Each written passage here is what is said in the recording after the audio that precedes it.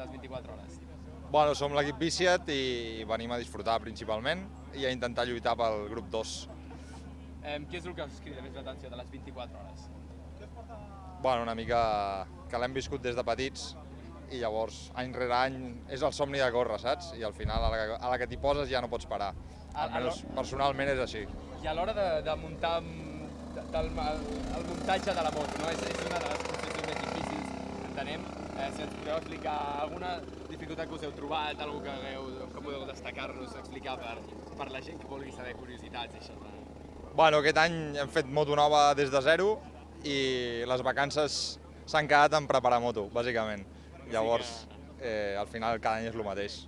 I un únic objectiu d'aquest any, passar-ho bé, seguir i mirar d'estar el més endavant possible. Sí. Però al grup 2, no? Al grup 2, mirar de liderar i estar davant. Moltes gràcies, nois.